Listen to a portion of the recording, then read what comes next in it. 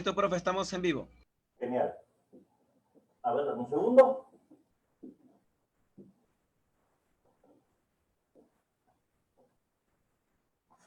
A ver la diapositiva.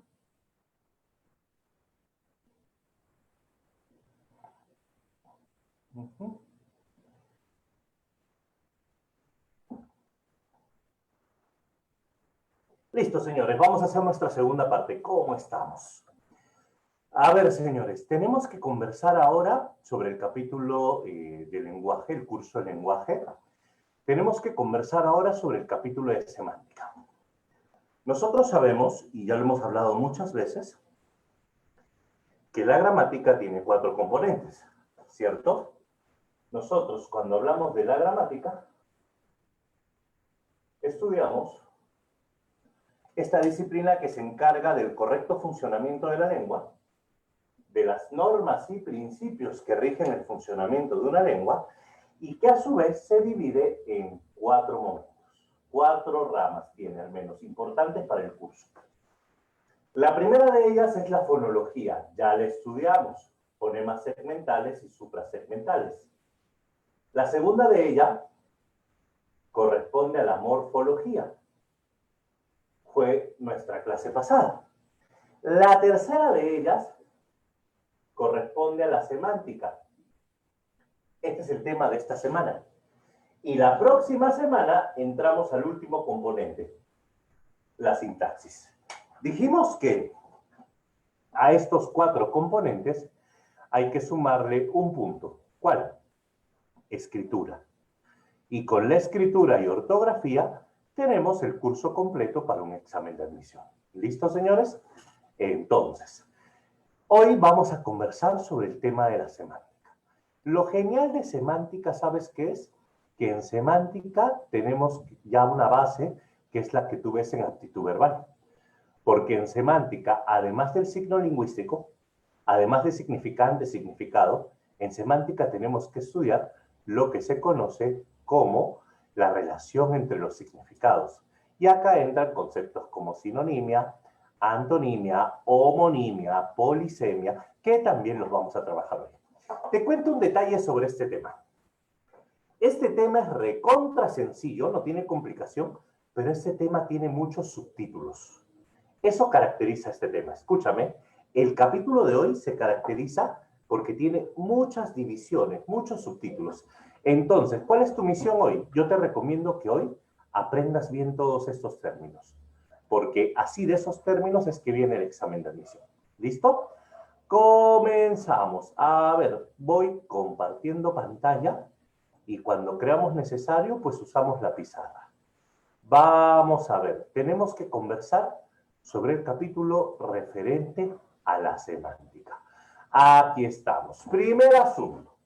La semántica es aquella disciplina que estudia significados. Es aquella disciplina que estudia los signos. Vamos a explicar qué cosa es todo esto. Primero, te cuento un detalle.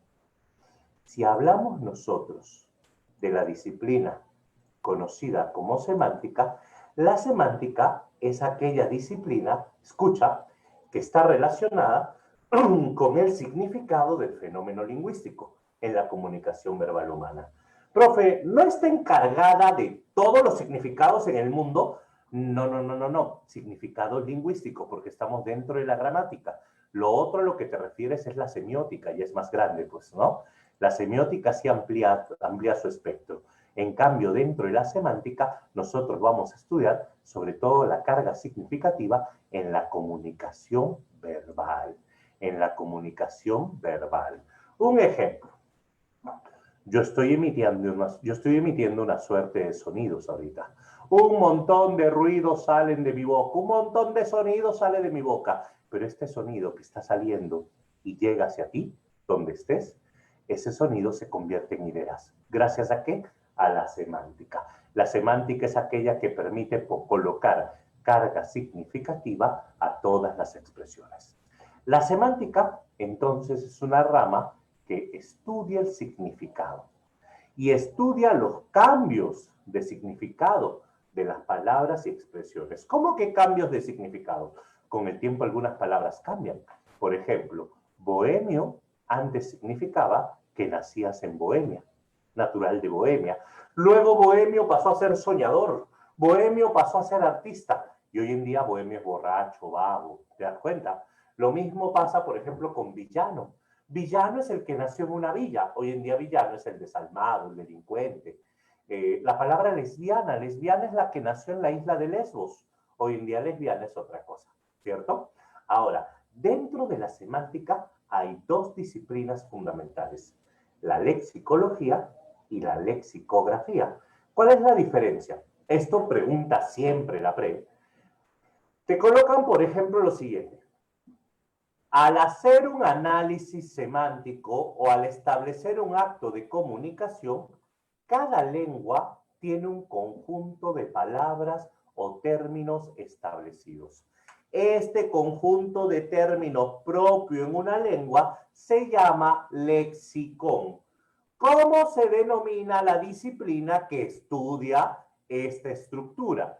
Y la respuesta es lexicología. ¿Qué es la lexicología? Es aquella disciplina que estudia el lexicón, el repertorio lingüístico. Es aquella disciplina que estudia sobre todo cómo funciona el repertorio lingüístico. En cambio, otra pregunta de ECO te viene así.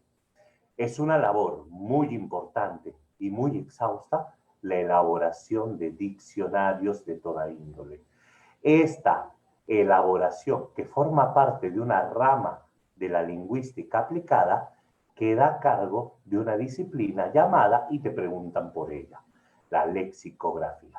¿Cuál es la diferencia entre lexicología y lexicografía? Mira, acá ya tenemos los primeros conceptos que tienes que aprender. Lexicólogo, logo, concepto, tratado. Lexicología estudia todo el repertorio lingüístico y sus relaciones. Y la lexicografo, la lexicografía estudia la elaboración de diccionarios. Ya tenemos entonces qué es semántica, qué es lexicología y qué es lexicografía. Ahora, vamos más allá a ver un siguiente concepto. Así como hemos estudiado la semana pasada el lexema y dijimos que el lexema es el morfema lexical, dijimos que el lexema es la raíz en una palabra, ¿cierto? El lexema viene a ser aquella carga significativa que posee una palabra y que obviamente este lexema se ubica pues en el morfema lexical o raíz. El semema se relaciona con la carga significativa que tiene cada lexema. Es decir, si yo digo, por ejemplo, libro, esa raíz libr tiene todo un universo semántico al que vamos a llamar semema. ¿Qué es semema? Toda la carga significativa asociada a un lexema. ¿Listo? El lexema es la representación. El lexema viene a ser, pues, esta raíz, esta parte significativa. El semema es todo el significado que involucra. Entonces, es como cuando tú colocas en Google una palabra y cuando le pones en el buscador esa palabra, inmediatamente te va a salir bastante información sobre ella, ¿cierto? Esa es la búsqueda que vamos a hacer. En tu cerebro pasa lo mismo. Ahora, un detalle, escucha, si yo busco en mi cerebro, a ver, ayúdame, busca en tu cerebro información sobre pelota, vamos. Tu cerebro te da información sobre pelota, tu cerebro está imaginando, tienes formas, tienes colores, tienes marcas, tienes tipos, ¿cierto? Esa es la información sobre pelota. Si yo te digo que tu cerebro busca información sobre lápiz, tu mente también está pensando todas las posibles informaciones que tienes sobre el lápiz. Ahora, quiero que en tu mente busques información sobre catoblepas. ¿Sobre qué, profesor? Catoblepas. Y te va a salir así como en Google, archivo no encontrado. ¿Por qué? Porque no está dentro del repertorio léxico. O sí, al menos dentro de tu repertorio no lo está. Te cuento, el catoblepas es un ser mitológico. Un ser mitológico que le da hambre una vez en su vida. ¿Y qué come el catoblepas? El catoblepas se come a sí mismo, comenzando por los pies. Estás imaginando, ¿no es cierto? ¿Sabes lo que significa? Hace un momento estaba vacía esa información en tu cerebro. Ahora, si yo digo catoblepas, ya puedes pensar en algo. ¿Qué significa? así funciona. Ah, ahí está Wilmer, Wilmer Googlero, ya. Así funciona, ¿qué cosa? El aprendizaje. ¿Qué significa? El aprendizaje nace con la curiosidad. Cuando encuentras algo que no sabes y lo averiguas, ya lo aprendiste. Por eso es que el aprendizaje necesita de la duda. Por eso la filosofía siempre se basaba en la pregunta. La pregunta es más importante que la respuesta. ¿Listo? Ahora, ¿y qué pasa si, por ejemplo, tienes esa amiga fanática de las redes sociales y te dice, oye, loco, después del concierto nos vemos en el backstage? Yo sé que hay gente que sabe lo que es un backstage. Como también hay gente, oye, ¿qué está hablando este pastrulo? ¿Ah? ¿Por qué? Porque backstage no forma parte de tu lexicón. Es una palabra en otro idioma. Y ese es el problema. Y por ejemplo, cuando ves a tu amiga que se ha probado 5 prendas al día y se ha subido foto al Face y coloca mi outfit para la cuarentena. ¿Tú qué? Mi outfit para la cuarentena. ¿Y cuál es tu outfit para Navidad? ¿Cierto? Oye, que todavía existimos personas que no sabemos lo que es un outfit, ¿no? Entonces, oye, por ejemplo, claro, y no es el único, pero por ejemplo te salen con, no sé, pues no me spoilees, pues, ¿no? Oye, está stalkeándolo. ¿Qué?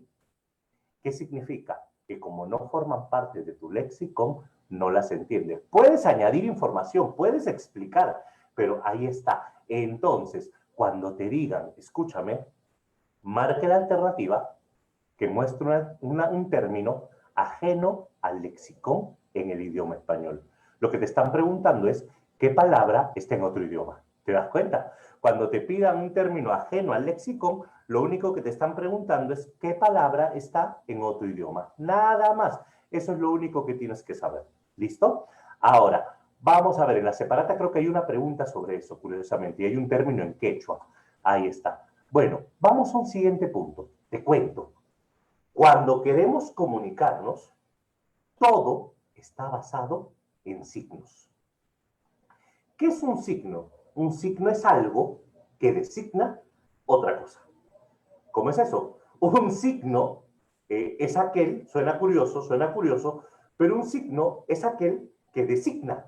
Es decir, un signo es un término que permite la evocación a otro término. Vamos a plantearlo de la siguiente manera. Escúchame, un gesto con las manos es un signo. Una palabra es un signo. Un emoji es un signo, ¿cierto? El signo designa todo lo que sea perceptible y que permite evocar algo diferente de sí mismo.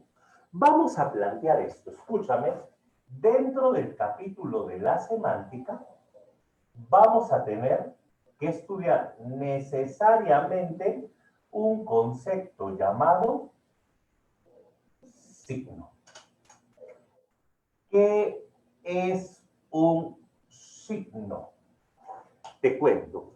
El signo es aquel que permite evocar algo distinto. Y para nuestro idioma es necesario distinguir, acá en el curso, 3 tipos de signos, que quizá los he estudiado, yo sé que sí. Uno de ellos se llama el indicio, otro se llama el ícono y otro se llama el símbolo. Escúchame, indicio, ícono y símbolo. ¿Qué es estos? Vamos a explicar. El indicio, escúchame bien, el indicio es una relación de continuidad o contigüidad. ¿Qué significa? El indicio es aquel que permite establecer una relación significativa de causa y efecto en la mayoría de los casos. Profe, no haga teoría, explique de frente, ya te explico. Un indicio es cuando huele a quemado. El olor a quemado es un indicio de que hay fuego. O por ejemplo, el que tiene buen oído acaba de escuchar maullar a mi gata, la cara sucia. El maullido significa que hay un animal presente aquí, aparte del profesor, ¿no? Hay un animal presente. Por ejemplo, si estás caminando por el bosque y ves unas huellitas, y en el momento en que ves unas huellitas en el suelo, estas huellitas que vemos acá, lo primero que te fijas es en el tamaño de las uñas en la huellita y el tamaño de la huellita, la cantidad de dedos en la huellita. Esta huellita me revela que hay un animal. Si, por ejemplo, llegas a casa y ves la puerta abierta, es un indicio de que algo ha pasado, ¿cierto? El humo negro a lo lejos es un indicio de que hay fuego. Un estornudo es un indicio de que te puedes enfermar. El calor, la fiebre también puede ser un indicio, ¿cierto? A eso le vamos a llamar indicio. Un indicio es un elemento, un signo que permite evocar otro. Es decir, es un signo que asocias a una consecuencia. Por eso, causa, efecto, contigüidad o continuidad. El segundo tipo es el ícono. El ícono es un signo por semejanza. ¿Qué significa? Vamos a hacer una analogía. Y yo dibujo esto. ¿Quién en el colegio no ha hecho esto alguna vez? La casita. Pregunto, ¿así son las casas de verdad? ¿Esa es la casa de tus sueños? ¿Así vives de verdad? ¿Qué significa? Eso sí, dice mi cerro. Esas son, escúchame bien, esas son representaciones. ¿Qué significa el icono? Cuando un elemento representa a otro por el parecido. ¡Ah! Entonces, esto es un icono. Claro, esto es un icono. ¿Por qué? Porque no es una persona de verdad, pero representa a una persona de verdad. Una fotografía también es un icono. ¿Por qué? Porque la fotografía representa a la persona, pero no es la persona. Imagina que estás viendo ahora tu computador o tu celular y ves esta foto. Lo que estás viendo no es al profesor de verdad. Estás viendo una representación del profesor. Eso es un icono. ¿Estamos bien? El icono tiene que ver con la semejanza, con el parecido. Ahora, profesor, y si estoy caminando por la carretera y de pronto aparece una señal de tránsito con un dibujito de una vaca, la silueta de una vaca, ¿eso es icono o es indicio? Porque está representando una vaca, pero me está avisando que más adelante hay vacas. ¿Sería icono, indicio o puede tener de ambas? Obviamente acá se basa mucho en algo llamado pragmática, la situación, y obviamente que tiene de ambas. ¿Por qué? Porque la señal en sí es un icono. ¿Por qué es un icono? Porque si tiene la silueta de una vaca, representa una vaca, pero al mismo tiempo esa señal te anticipa que se acercan vacas. Entonces, profe, es un indicio. Profe, ¿y si es icono o indicio? ¿Cómo lo tomo? Mejor tómalo como símbolo. ¿Cómo es eso? El símbolo, el tercer elemento, es aquel que tiene que ver con ¿qué? Con la idea de convención, con la idea de pacto establecido. ¿Cómo es eso? En el símbolo vamos a tener una relación por convención. Si tú ves un cuadradito con una vaquita y en fondo amarillito en plena pista, a ti ya te han enseñado, porque para sacar tu licencia has tenido que aprender de todos los símbolos, te han enseñado que eso significa no que hay una vaca en la pista. Eso significa que estás pasando por una zona de ganado y que puede que alguna vaca pueda aparecer. Ten cuidado. ¿Qué significa? Esta imagen que puede funcionar como un icono o puede funcionar como un indicio, vamos a llamarla símbolo. ¿Por qué? Porque es un pacto establecido. Por ejemplo, dibujemos un puchito, un cigarrito. Ahí está mi cigarrito. Oye, este cigarrito sería un icono, ¿cierto? ¿Por qué es un icono? Porque está representando un cigarro real, ¿cierto? Pero a este cigarrito yo le dibujo esta bolita y esta rayita. ¿Qué significa? ¿Que el cigarrito esté en una bolita con rayita? No, a ti te han enseñado que esa bolita con rayita significa prohibido. Y como esto es un pacto establecido, Esto se llama símbolo. Una paloma representa la paz. Eso es un símbolo. ¿Por qué? Porque es un pacto establecido. O, por ejemplo, esto representa la disciplina semántica.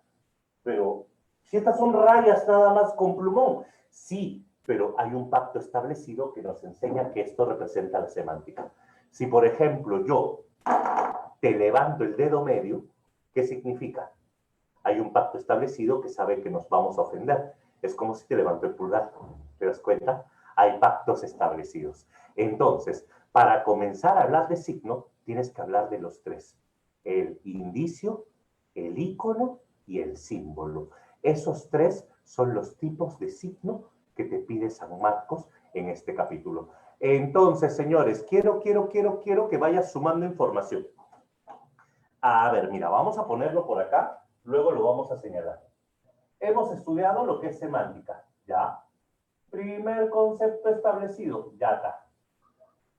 Hemos estudiado, o hemos mencionado y hemos aprendido lo que es lexicología. Hemos aprendido lo que es lexicografía. Ahora estamos hablando lo que es el signo, estamos hablando lo que es el indicio, el ícono y el símbolo. Un consejo, escucha, un consejo. ¿Qué cosa tienes que hacer? Vamos a hacer esto. Tú tienes que elaborar al final de la clase un listado con todas las palabras que te pide el capítulo y tratar de entenderlas. ¿Qué cosa es lo que quiere decir? Esa es nuestra misión el día de hoy. ¿Por qué? Porque, como te repito, este capítulo tiene una gran cantidad de términos que tienes que manejar y la mayoría de las preguntas giran en torno a esto. ¿Listo? Ajá, un logo de la marca Nike. ¿Qué sería? Pregunto, ese logo representa, a ver, el logo de la marca Nike es el check. Dime, ¿parece una zapatilla? No parece una zapatilla. ¿Parece zapato? No parece zapato. ¿Ese logo te indica que algo va a pasar, algo va a venir? No. ¿Qué sería? Tú, cuando ves ese logo, ajá, sabes que es una marca de zapatillas porque ya hay un pacto, un símbolo. Los logotipos casi siempre son símbolos. Escucha, la escritura es símbolo siempre.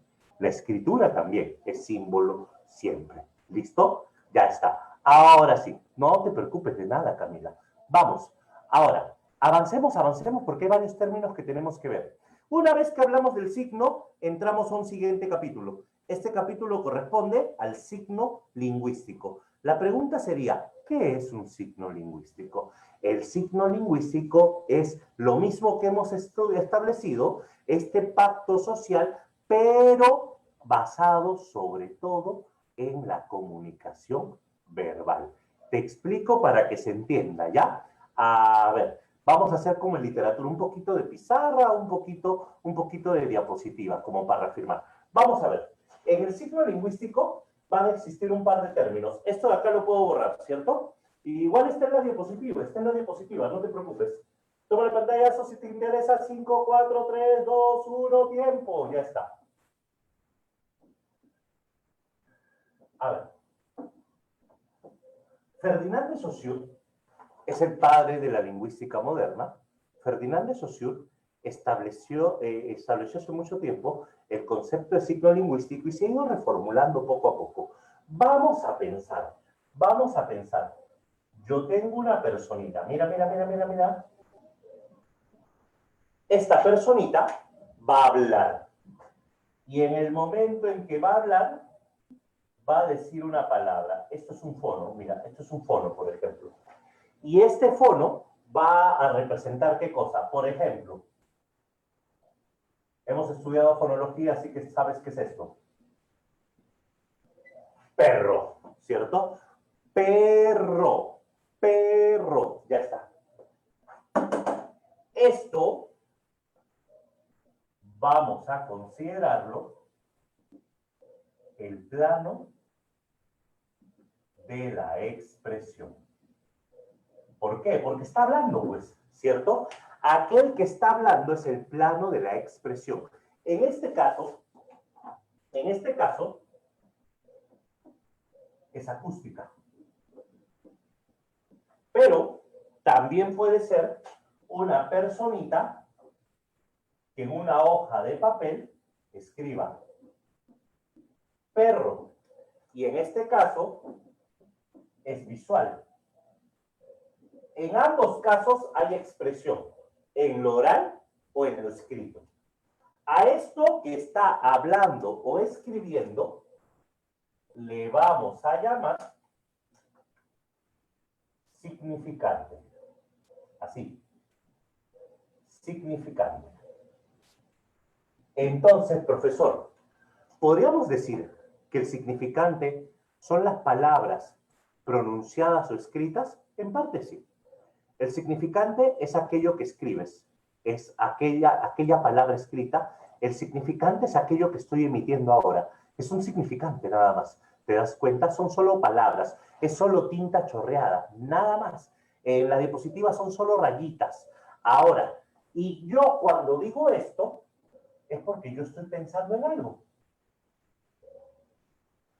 Yo estoy pensando en perro. Profe, eso es un fonema. Claro, es un fonema. Pero este perro me permite evocar este animalito, por ejemplo. Ahí está. Y yo puedo pensar mucho sobre ese animalito. ¿Por qué puedo pensar mucho sobre ese animalito? Porque yo no solo pienso imágenes. Yo pienso palabras, pero no son palabras reales. Son sonidos mentales. Fonología, ¿cierto? Los fonemas. Entonces, esta de acá, va a ser el plano del contenido.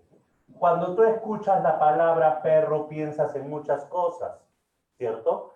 Y esto de acá viene a ser no una imagen acústica o visual. Esta de acá es una imagen mental.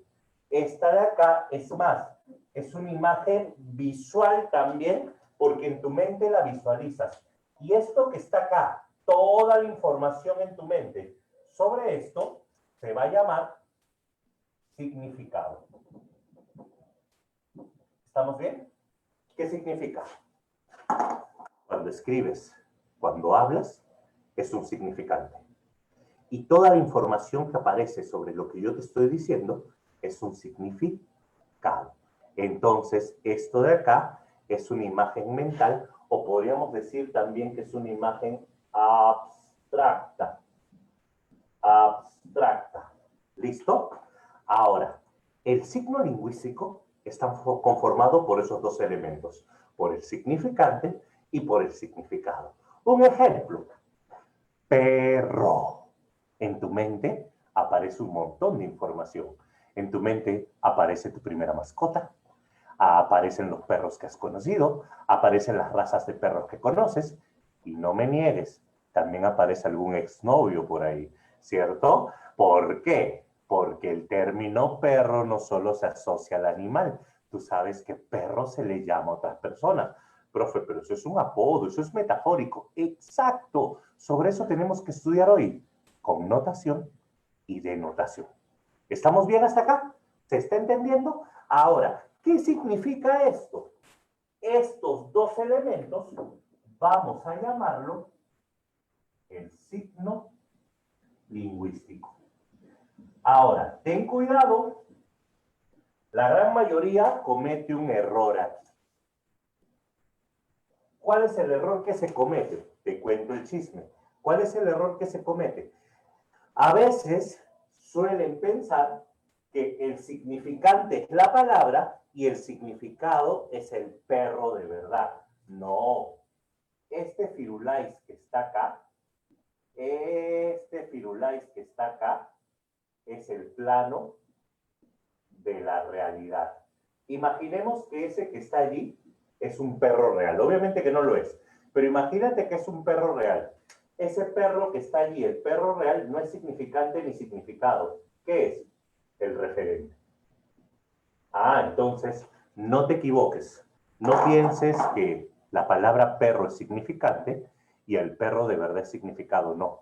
El perro de verdad es el referente. El significado es toda la información que tienes sobre el perro. ¿Estamos bien? Genial. Ahora, profe, ¿y la PRE me pide características del signo lingüístico? Obvio.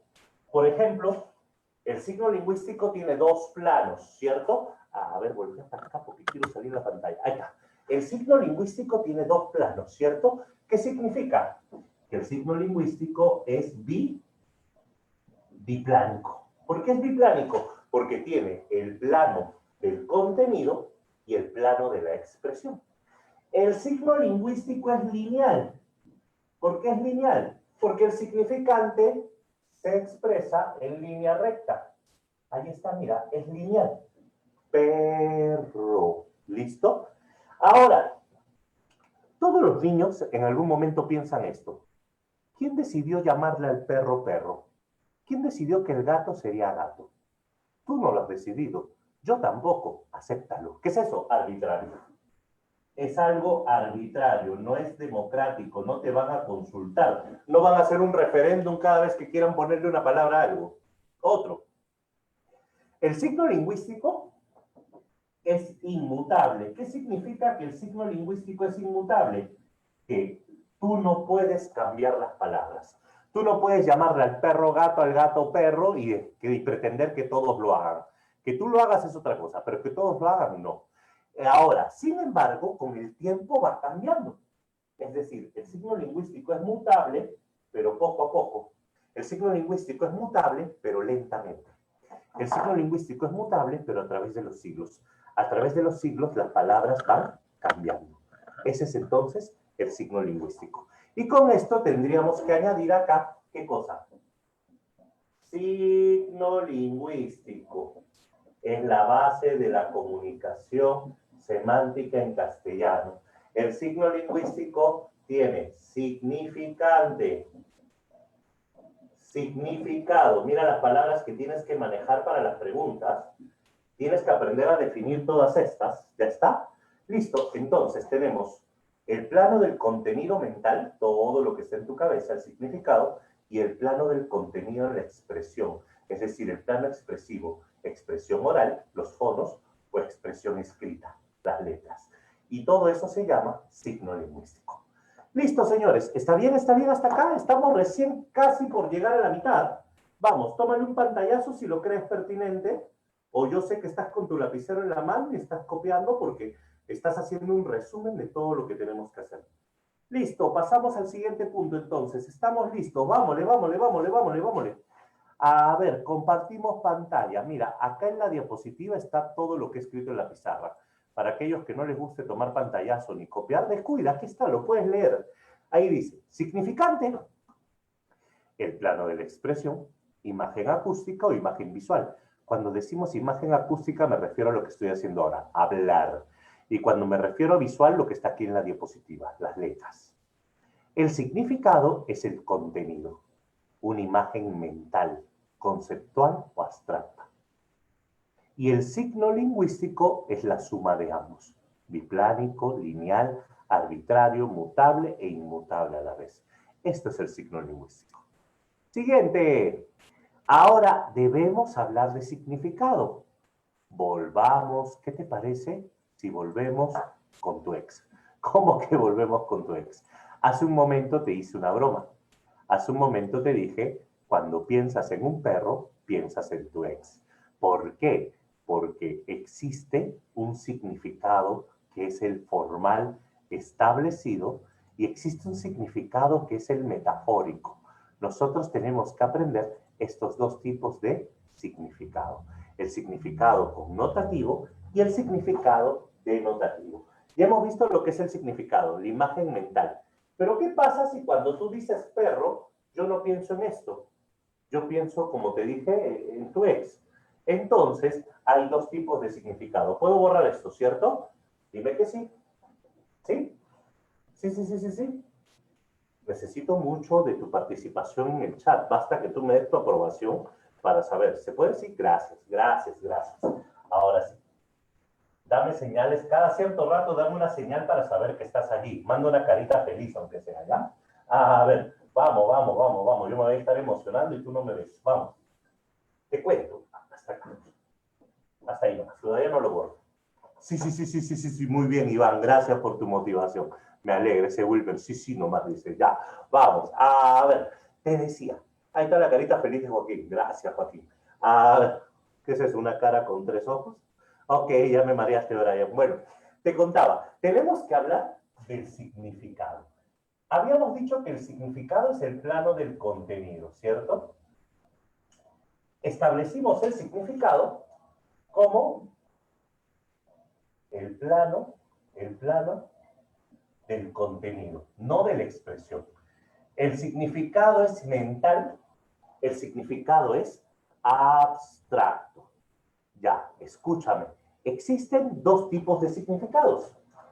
Existe el significado denotativo, esto lo has estudiado en la escuela, el significado denotativo, y existe el significado connotativo. ¿Cuál es la diferencia? Te cuento.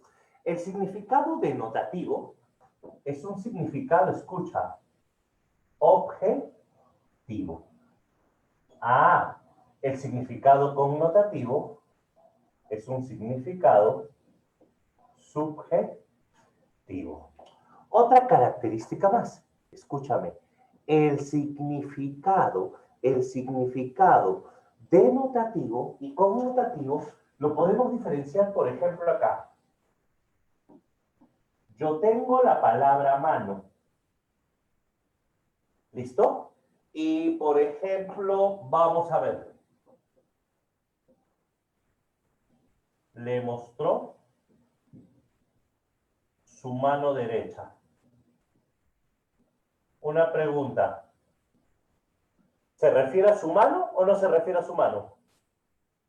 Claro. Entonces, si yo te digo, le mostró su mano derecha, obviamente se refiere a la patita, se refiere a su mano. Perfecto.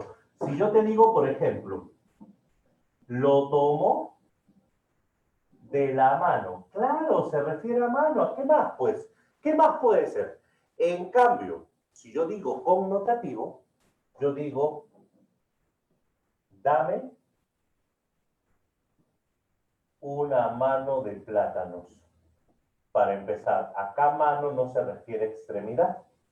Acá mano se refiere al número 5, ¿cierto? Otro. Por ejemplo, le pidió la mano. Cuando yo digo le pidió la mano, me refiero al compromiso. Eso no se refiere a extremidad, porque si tú le dices a tu suegro, señor, deme la mano de su hija, no se la va a cortar. Estás pidiéndole enterita y completita, ¿cierto? No solo estás pidiendo una mano. ¿Qué significa? No es una expresión objetiva, es una expresión subjetiva. Entonces, si yo te digo, por ejemplo, todos dieron la mano, no me refiero a que todos pusieron la mano allí, sino que todos ayudaron. Ah, entonces cuando en el examen de admisión te pidan, marque la alternativa que muestre una expresión con significado denotativo, tienes que buscar un significado, escucha, primario, un significado objetivo, un significado lógico, un significado conceptual. En cambio, cuando hablamos de connotativo, tenemos que buscar un significado secundario. Tenemos que buscar un significado figurativo, no lógico, metafórico inclusive, metafórico, subjetivo. Ya está. Estas son las diferencias. Entonces, acá le añadimos la diferencia entre connotativo y denotativo. Pregunto, hasta acá, ¿se está entendiendo? Tienes entonces la lista completa. Mira, ahí te estoy poniendo la lista de palabras. Pregunta, señores, ¿se está entendiendo? ¿Se está comprendiendo? Sí. ¿Todas estas palabras ya están en tu mente? ¿Sí? ¿Ya tienen información? Qué bonito, qué emoción. Voy a llorar, vamos, ya. Me van a hacer llorar, les voy a regalar asesorías gratis, creo, ya vamos. Por cierto, creo que más tarde tenemos transmisión en vivo, ¿no? Ahí vamos a aprovechar para hablar de Doña Bárbara, ¿ya?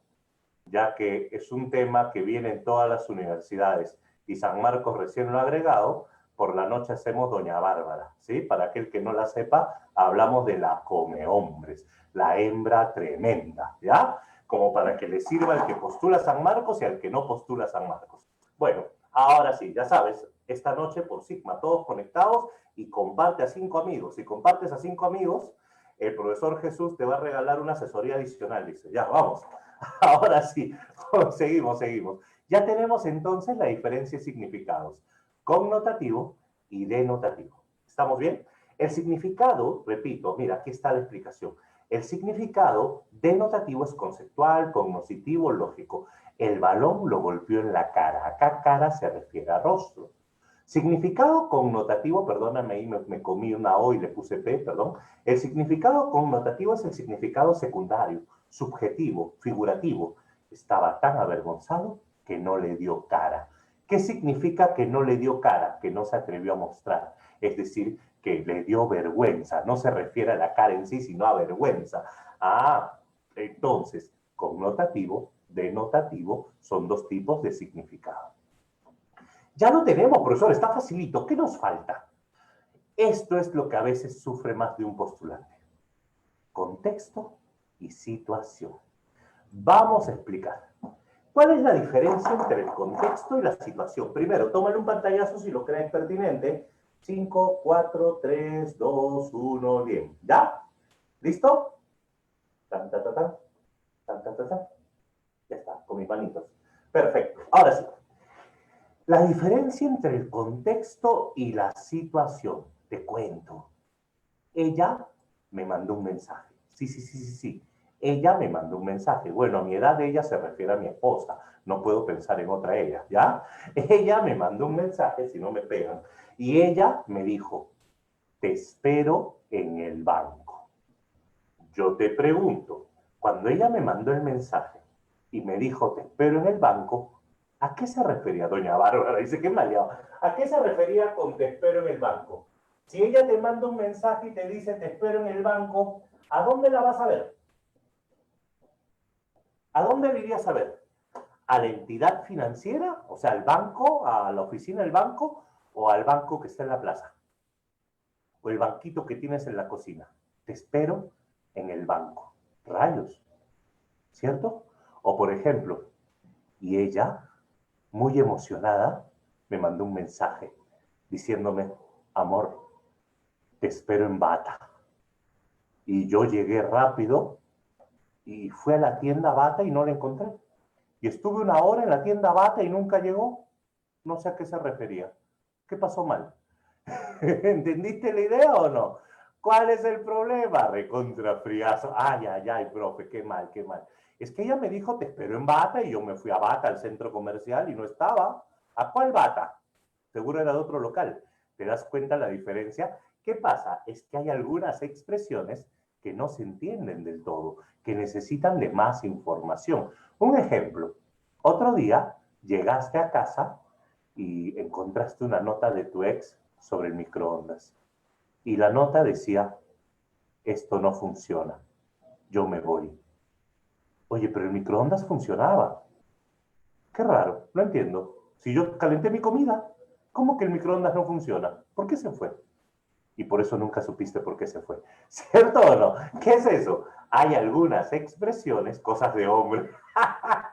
Los hombres no entendemos más, ¿no? O sea, hay algunas expresiones que no se entienden solo con las palabras, que necesitan algo más, ¿cierto?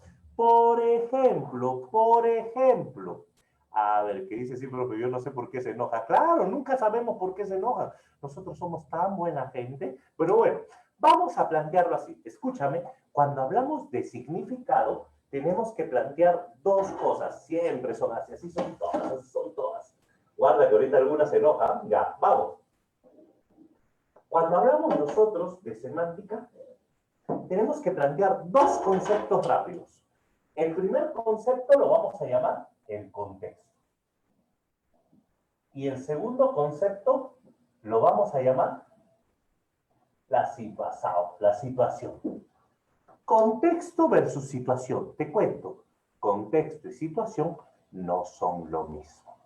¿Por qué? Porque el contexto es el lingüístico, contexto lingüístico.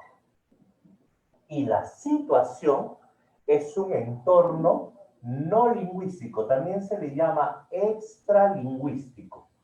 Vamos a explicar cada uno, no te preocupes. Extralingüístico. Imagina que yo diga, por ejemplo, a ver,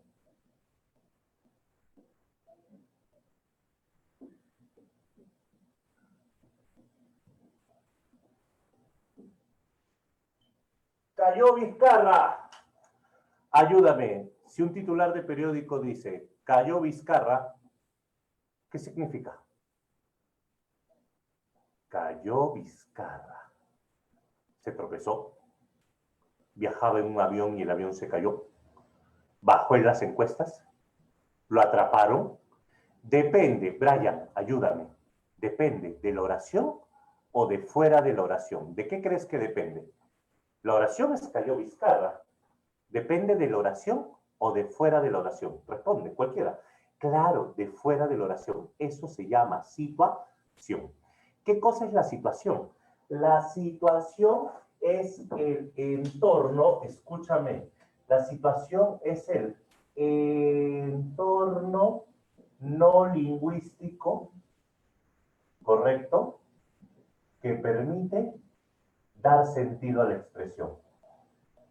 Cayó Vizcarra no se entiende. ¿Por qué? Porque esto necesita de una explicación. Necesitamos un poquito de la realidad física. ¿En qué sentido? ¿Qué pasa? Ahora, yo te pregunto, ¿qué pasa si el titular de periódico dice esto? Mira, mira, mira, mira, mira. Cayó Vizcarra y te colocan esta imagen.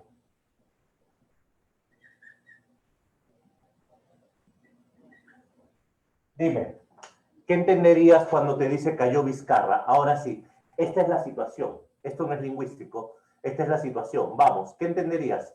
¿Se accidentó o cayó a nivel de puntos?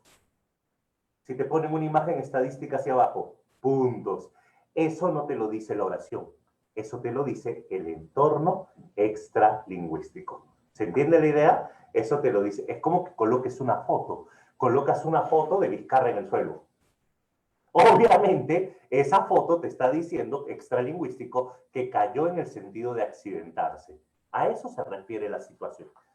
Entonces, si la situación tiene que ver con la realidad lingüística, pero con la realidad extralingüística, ¿qué será el contexto? El contexto será aquello lingüístico, aquello que tiene que ver con la oración. Por ejemplo, dentro del contexto yo te puedo decir lo siguiente. En el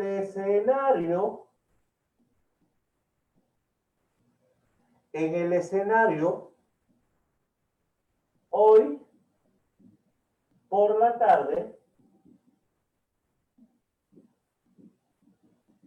cayó Vizcarra. Si quieres le pones al presidente, si no, no importa el nivel de lenguaje. Pero en el escenario, hoy por la tarde cayó Vizcarra. Entonces, la palabra caer, ¿por qué se entiende? Por la oración. La oración me permite entender.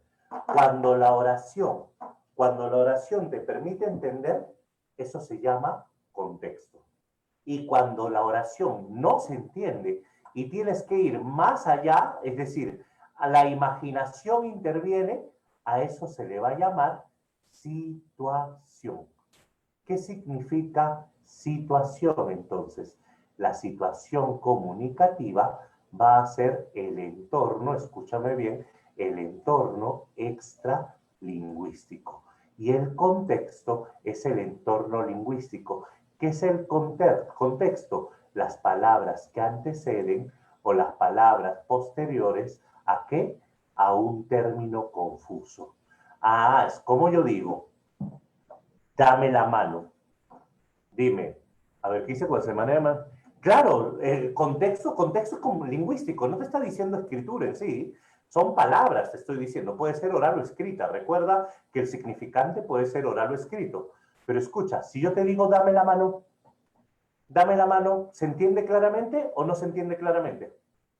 ¿O hay ambigüedad en dame la mano? Piensa, dame la mano, dame la mano, dame la mano. Dame la mano puede ser dame la mano físicamente para cruzar. Dame la mano puede ser ayúdame. Dame la mano puede ser cásate conmigo.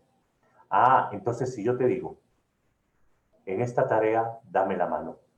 Ahí se puede entender un poco más. Ese es el contexto. Si no se entiende por contexto, significa que se entiende por situación. Eso es lo que plantea la PRE San Marcos. ¿Listo? Ya está. A ver, ¿qué dice por acá? Un ratito, se me cerró el chat porque compartí pantalla. A ver, siempre decía solo contexto. Claro, es que no es solo... Claro, y cuando se le dice de manera... Ah, ya está bien así. Siempre decía solo contexto. No es solo contexto, pues, ¿no? Contexto son las palabras. Situación es todo lo que no esté en las palabras. Entonces, te lo explico de una manera sencilla cómo lo plantea la PRE, porque tienes que basarte en la PRE. La PRE dice, cuando no se entiende, escúchame, cuando no se entiende por la oración, cuando la oración no basta, entonces, ¿qué es eso? Situación. ¿Listo? Es situación. Vamos a ver, contexto es el conjunto de elementos que rodean, anteceden o siguen a las palabras, frases, proposiciones, condicionando el significado. Por ejemplo, si yo digo limpia la araña del techo, dime, en el momento en que yo digo limpia la araña del techo, ¿te refieres a una araña real o te refieres a un candelabro? Si yo te digo limpia la araña del techo, creo que no vas a bañar a los insectos de tu casa, ¿cierto? Se refiere al candelabro. Si yo te digo el banco abre al mediodía, ¿se refiere a la entidad financiera o se refiere al banquito del parque? Creo que acá el contexto te permite entender que se refiere a la entidad financiera, ¿cierto? A la entidad financiera. Esto es contexto. En cambio, la situación es el entorno no lingüístico. La situación está representada por el conjunto de elementos extralingüísticos, es decir, fuera de la oración, a la realidad física exterior, en el momento de la comunicación.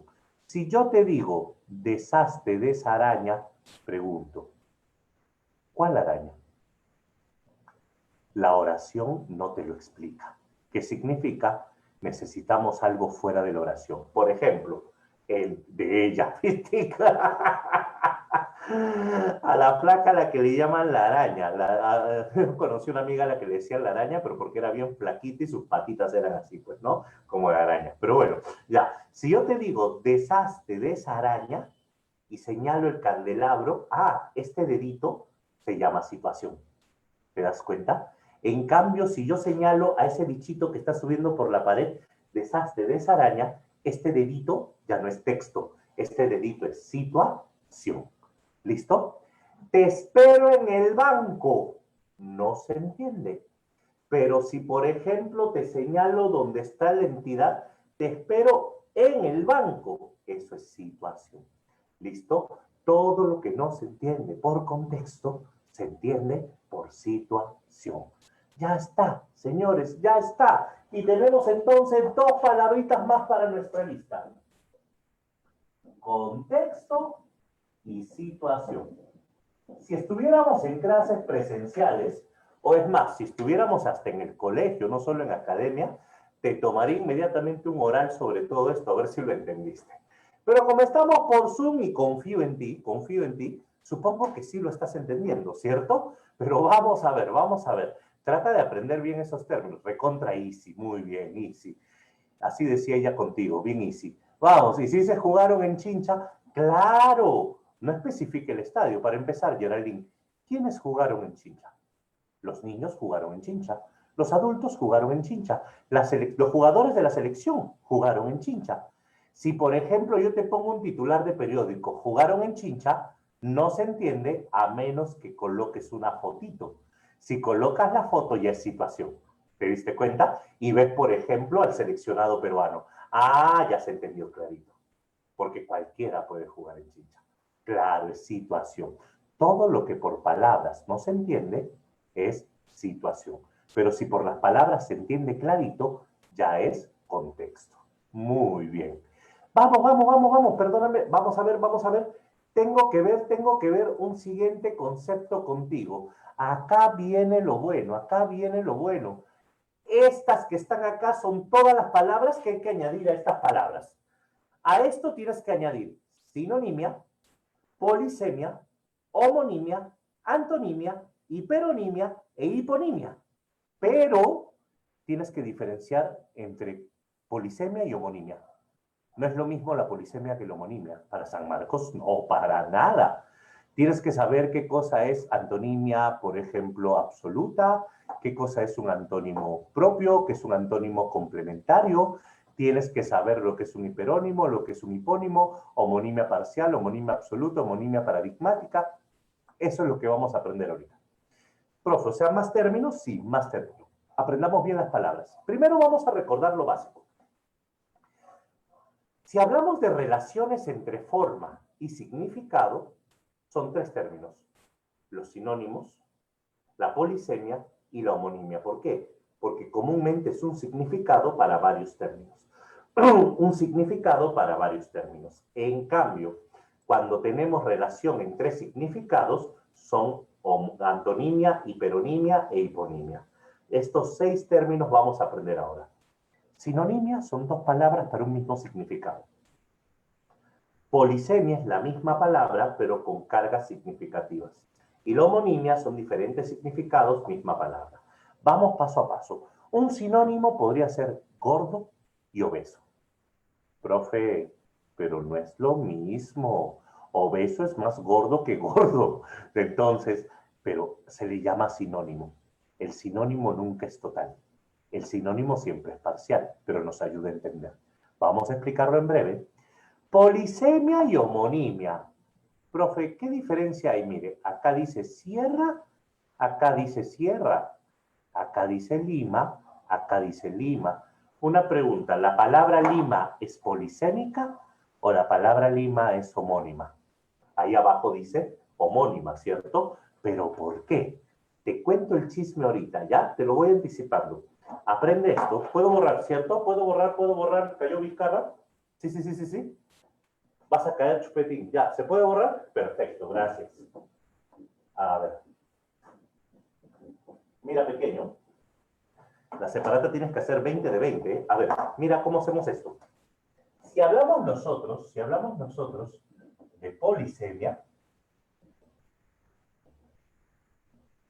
la polisemia es cuando 2 palabras tienen la misma escritura, el mismo término, ¿cierto? Por ejemplo, si yo digo sierra y digo sierra, pero acá me refiero a la cordillera de los Andes y acá me refiero a la herramienta, ¿listo? En estos 2 casos hay polisemia. ¿Por qué hay polisemia? Porque las palabras se escriben igual. Pero, ¿qué debo saber?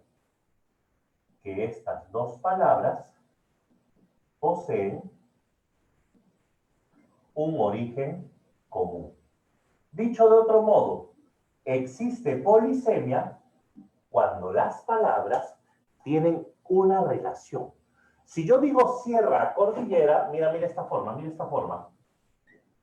Esta forma es la sierra, ¿cierto? Ahora mira esta forma. ¿Qué significa? En ambos casos, el nombre es el mismo. ¿Por qué? Porque hay una relación de semejanza. Eso es polisemia. Por ejemplo, acá tengo mi cerrito. ¿Listo? Y acá tengo a una muchacha. ¿Ya está? Profe, no va a decir que la muchacha se parece al cerro. Obvio que la muchacha no se parece al cerro, pero te cuento algo. Esto que trae puesto la muchacha se llama igual que esta parte del cerro. ¿Cierto o no? Esto que trae puesta, claro. La palabra es falda. Acá hay otra palabra polisémica. la falda del cerro y la falda de la mujer son polisémicas. ¿Por qué? Porque tienen un origen en común. ¿Se parece o no se parece? Claro. Otro. Dime tú uno. A ver, otro. Si yo te digo, por ejemplo, acá tengo una personita. Y acá tengo una página de libro. ¿Listo? ¿Qué tiene en común una personita con una página de libro? Esta personita, vamos a dibujarla completa. Miren, HD. Ahí está. Listo. Ahora sí. Esta personita tiene un pie, que es la parte de abajo, el pie de la persona. Y esto es un pie de página. Pregunto, ¿el pie de la persona y el pie de página tienen algo en común? Sí, los dos están abajo. ¿Cierto o no? Claro, Wilmer, pico. El pico del ave y el pico. O la cresta del gallo y la cresta de la ola. Esas son palabras polisémicas. Es más, alucínate que los lingüistas se dedican a esto hasta el día de hoy. Por ejemplo, se armó un debate. Tú sabes que yo no soy lingüista, tú sabes que yo no soy fanático del lenguaje siquiera. A mí me encanta aplicarlo para un examen de admisión, ver los truquitos. Yo soy literato, literatura lover, pero los lingüistas se dedican a debates de horas de esto. Yo me acuerdo en la universidad cómo nos matábamos de risa debatiendo si la palabra vela es polisemia u homonimia. Oye, se hizo un debate para ver si vela es polisemia u homonimia. Y la RAE aprueba que es polisemia la palabra vela. ¿Qué vela? La vela del barco con la vela del apagón. Pero, profe, ¿qué tienen en común la vela del barco con la vela del apagón? Vamos a explicar. Te cuento. Esta es mi vela. Ahí está mi velita. Y en el barco, esta es mi vela. Profe, es el mástil. Espérate, pues. Esta es mi vela. Profe, no hay ninguna relación, pues. ¿Por qué? Solo que son verticales. Pero allí apareció un filólogo. ¿Sabes lo que es un filólogo, no? Estos que estudian los conceptos, las palabras, la historia de las palabras. Apareció un filólogo y el filólogo estableció lo siguiente. Pero si uno se remonta en la historia, las primeras embarcaciones a vela tenían en la parte alta una antorcha. ¿Sabías eso? ¿Por qué? Porque cuando navegabas de noche, como tenías tu flota, tenían que guiarse unas a otras. Entonces, a esto le colocabas su antorcha arriba para poder guiar a los demás navegantes. ¿Qué significa? Esto se llamó vela porque esto se llamaba vela. Ah, y esa fue la determinación para decir que estas dos velas son polisémicas. ¿Qué significa? Creo que ya no se te va a olvidar nunca en la vida. La polisemia son palabras que se escriben igualitas, pero tienen origen en común. Una pregunta. ¿La ciudad de Lima y la lima para uñas será polisemia o no? La ciudad de Lima y la lima para uñas, ¿será polisemia o no? Para nada. ¿Por qué? Porque no tienen en común. Exacto, Yulisa, son homónimas, mas no polisémicas.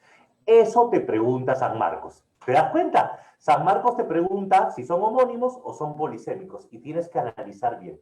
¿Listo? Tómale pantallazo a esto, por favor, si te interesa. Ahí está. 5, 4, 3, 2, 1. Perfecto. Claro, la vela quedó en que era polisemia. Ahí está la explicación, se parecen. Inclusive tienen forma semejante. Por ejemplo, otra que la Presa San Marcos considera, ¿sabes cuál es? El saco de papas con el saco de vestir. El saco para llevar, lo que pasa es que cuando tú llevas tu saco, tu terno, lo pones en una funda. No sé si habrás visto la funda del terno. Entonces, se dice que hay una semejanza entre el saco con el que llevas la papa, está llevando su saco de papas, o con el tipo que está llevando su saco. Pues ahí lo ves, ¿no? Todo falso, llevando su saco. Esas también son polisémicas. La palabra saco, saco de papas y saco de vestir. ¿Listo? No vayas a olvidar eso. Ya está. 3, 2, 1. ¿Puedo borrar? Sí. Habla. Ya, gracias. Ahora, voy a explicar brevemente un concepto acá, que luego en la diapositiva lo vamos a ahondar. Solo para que tengas la otra cara de la moneda. Velo del paladar, velo de la novia. ¿Hay parecido? No lo sé. Velo del paladar es lo que tenemos atrás. Velar, velo del paladar. Velo de la novia, imagino por lo que llevas atrás, pero no lo sé, Rick. Sí, yo tampoco, yo también diría lo mismo, Joaquín. No lo sé, Rick. El velo del paladar con el velo de la novia. Pero el velo tapa. ¿Y acá? No lo sé, Rick. No, o sea, no creo que San Marcos se meta en esta polémica. Ese es otro debate que los lingüistas tienen que hacer. ¿Ya? Vamos, volvamos. Ahora, ¿y qué cosa es la homonimia? Te cuento. En la homonimia, tú debes considerar algo. Escúchame. Sí, ya. Tú debes considerar algo. Atento. Un detalle. Mira, cuando hablamos nosotros de homonimia, vamos a conversar dos términos que San Marcos los considera como parte de la homonimia. Tú sabes que existen los homófonos, las palabras homófonas y las palabras homógrafas. ¿Qué significa? Para San Marcos, un homónimo no se tiene que escribir igual. Basta con que suene igual. No parecido, igual. Por ejemplo, palabras homófonas, tuvo y tuvo. Es el mismo fonema. Para San Marcos, estas catalogan dentro de los homónimos. ¿Por qué estas catalogan en los homónimos? Porque son palabras homófonas, se escriben igual y suenan igual. Y las homógrafas, por ejemplo, Lima ciudad y Lima para uñas. Estas se escriben igual. Profe, pero se escriben igual y también suenan igual. Exacto. Estas son mayores que estas. ¿Qué significa? No es que sean en realidad dos tipos, sino que homófonas son solo las que suenan igual y homógrafas son las que suenan y se escriben igual. ¿Listo? Ejemplo, lo que acaba de decir Joaquín. Llama de animal y llama de fuego están acá, porque se escriben igual. ¿Listo? Acá, por ejemplo, aunque suene raro, casar con Z y casar con S para San Marcos son homónimas, porque en el Perú tenemos el fenómeno del seísmo, el ceseo, ¿cierto? No decimos cazar, decimos casar. Sí, vamos a casar, me voy a casar. Suena igualito, suena idéntico. ¿Te das cuenta?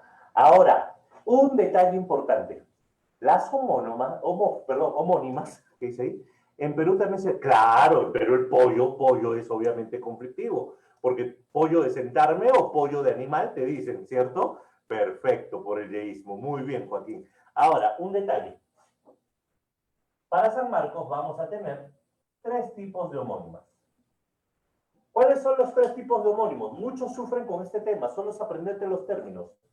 Existe homonimia parcial, homonimia absoluta y existe homonimia paradigmática. Paradigmática. A ver, ya con la última alguno ya quemó, ¿cierto? Con las 2 primeras puede que todavía, pero ya a veces cuando mencionamos la última, a veces como que se complica en la vida. Vamos a ver, homonimia parcial es cuando, escucha, tienen diferente, así, términos básicos, diferente categoría gramatical. Descuida que ahorita con la diapositiva vamos a poner las palabras técnicas, pero acá vamos con lo básico. Homonimia parcial es cuando tienen diferente categoría gramatical. ¿Qué significa? Por ejemplo, la que está acá. Tuvo y tuvo. ¿Por qué es parcial? Porque este tuvo es un verbo y este tuvo es un sustantivo. ¿Te das cuenta? Cuando tienen diferente categoría gramatical es parcial. Por ejemplo, sobre de carta y sobre preposición, sobre la mesa. Uno es sustantivo, el otro es preposición. Eso es homonimia parcial. ¿Ya está? Ahora, claro, vino de venir y vino de bebida es homonimia parcial. ¿Cierto? Ya. Ahora, claro, hierba, hierba también. Muy bien. Ahora, un detalle. Homonimia absoluta es cuando ostenta la misma categoría gramatical. ¿Qué significa esto? La homonimia absoluta viene a ser cuando tenemos dos elementos que coinciden. Como el caso, por ejemplo, ahí está, de la llama. Llama animal y llama de fuego. Escucha, de fuego, ambos son sustantivos. Pero si te digo, anda, llama a tu hermana, esa sí sería parcial, porque uno sería sustantivo y el otro sería verbo. ¿Te das cuenta? Todo depende de qué, del contexto, la oración. Si yo te digo, por ejemplo, llama a tu llama, ¿qué homonimia es? ¿Parcial o absoluta? Llama a tu llama, ¿parcial o absoluta?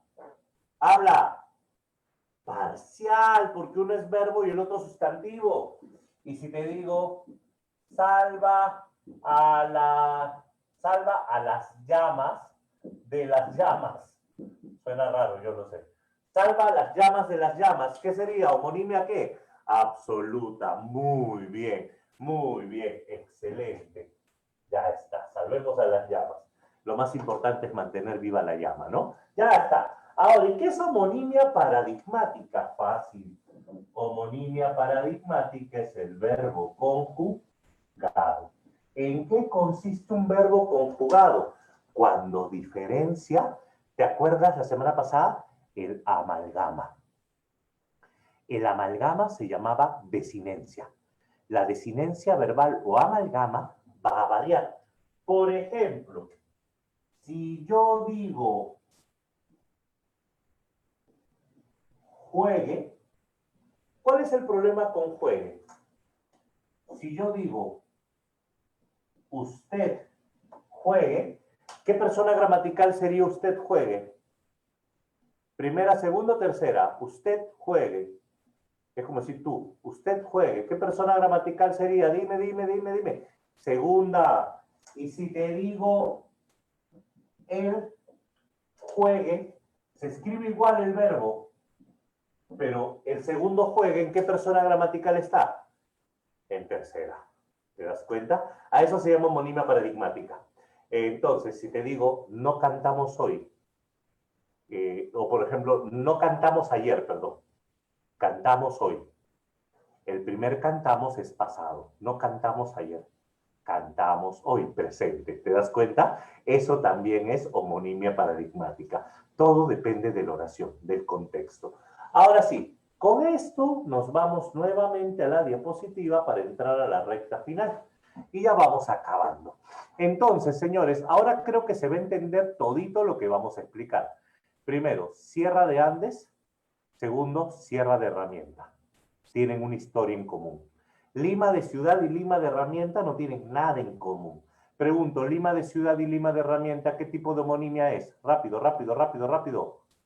Lima de ciudad y Lima de herramienta, ¿qué tipo de homonimia es? La ciudad de Lima y la herramienta Lima. Habla, te estás demorando mucho. Absoluta, porque ambos son sustantivos, ya te diste cuenta. Antónimos, gordo, flaco. Esto lo vamos a explicar ahorita. Hiperónimo, ¿qué es un hiperónimo? Un hiperónimo es cuando, por ejemplo, yo tengo un montón de elementos chiquitos. Primavera, verano, otoño, invierno. Y yo tengo una palabra que engloba todos ellos. Estaciones. Ahorita lo voy a explicar. Si hay cohipónimos, solo que acá no lo he puesto porque el cohipónimo es la relación entre ellos mismos. Espera, Joaquín, no te emociones, no nos hagas el spoiler. Ya, escucha. Por ejemplo, si yo digo león, jaguar, puma, chita, estos son felinos. El término mayor sería hiperónimo, felino. Y los términos pequeños serían león, jaguar, chita. Y claro, la relación entre estos se llama cohipónimos.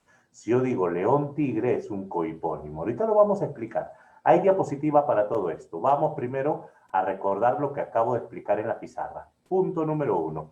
La sinonimia se da cuando para un significado existen dos o más significantes, es decir, dos palabras con el mismo significado, pero en realidad semejante, porque no existe la sinonimia absoluta.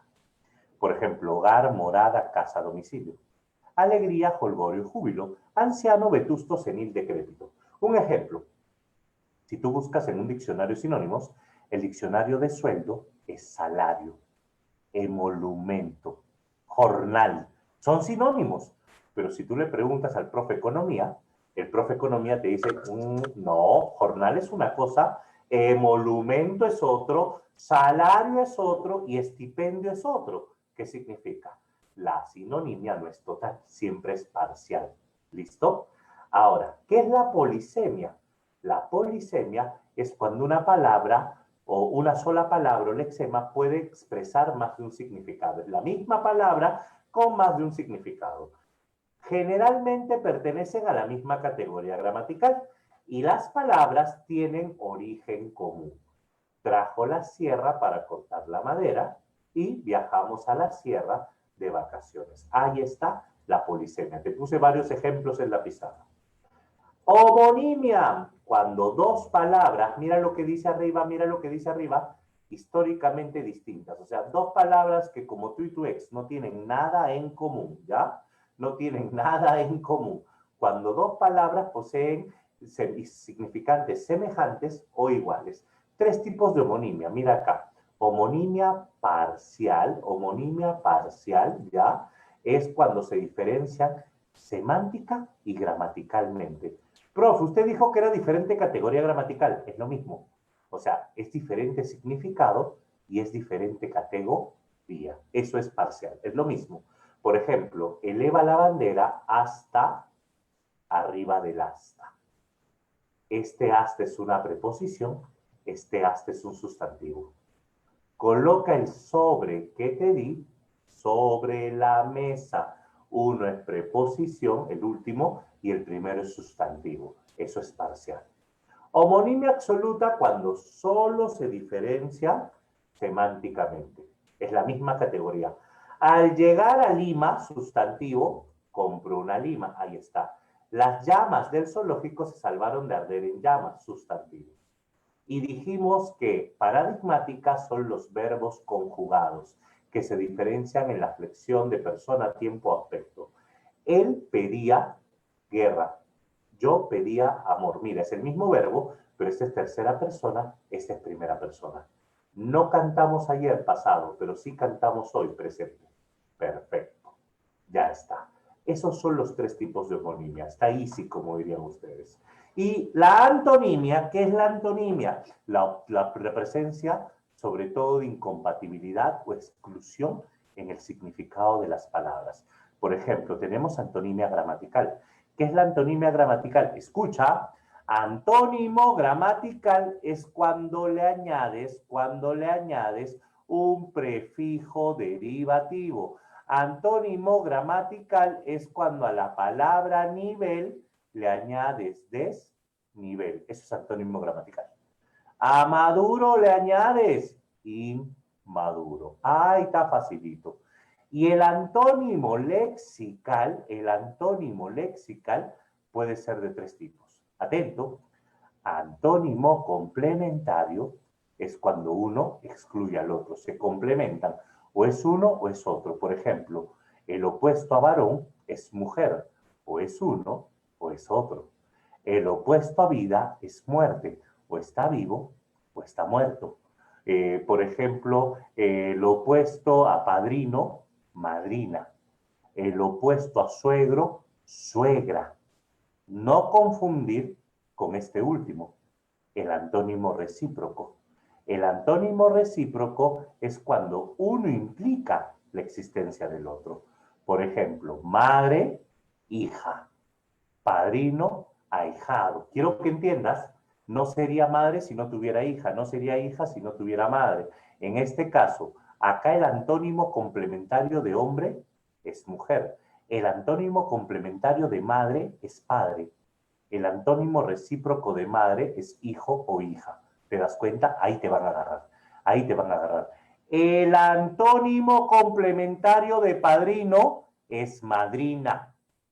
El antónimo recíproco de padrino es ahijado o ahijada. Ah, el antónimo complementario de suegro, suegra. El antónimo recíproco de suegro, yerno o nuera. ¿Y qué es propio cuando hay gradación? Cuando hay escalas. Por ejemplo, infancia y vejez son antónimos propios. ¿Por qué? Porque hay etapas en medio. Gordo y flaco son antónimos propios. ¿Por qué? Porque hay etapas en medio. ¿Listo? Esos son los tres tipos de antónimo. Debes saber entonces, cuando uno excluye al otro, complementario. Cuando uno necesita del otro para existir, recíproco. Yo te pregunto, si digo profesor, profesora, ¿qué tipo de antónimo es? Profesor, profesora, rápido, rápido, rápido, rápido. Complementario. Y si digo profesor, alumno, profesor, alumno, recíproco. Sos ocioso, reci, ya. Reci, muy bien. Recibiste un mensaje de ella. Vamos. Y por último, hiperonimia, hiponimia y cohiponimia. Si hablamos de hiperonimia, dijimos que el hiperónimo, es el término que engloba a otros elementos.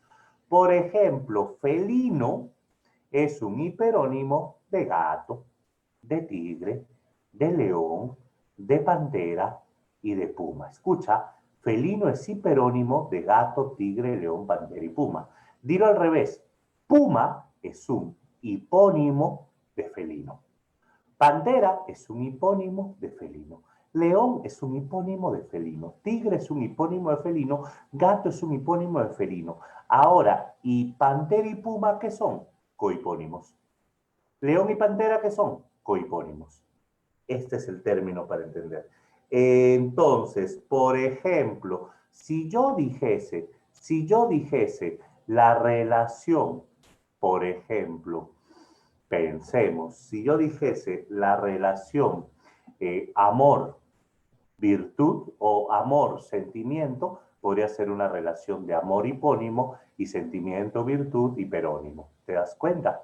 Ya está. Y con esto tenemos todo el capítulo de semántica para tu examen de admisión.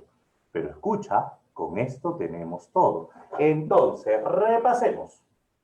En esta semana, la PRE San Marcos nos pide que sepas semántica, lexicología, lexicografía, qué es un signo, qué es un indicio, qué es un icono, qué es un símbolo, qué es un signo lingüístico, un significante, un significado, significado connotativo, significado denotativo y la diferencia entre contexto y situación.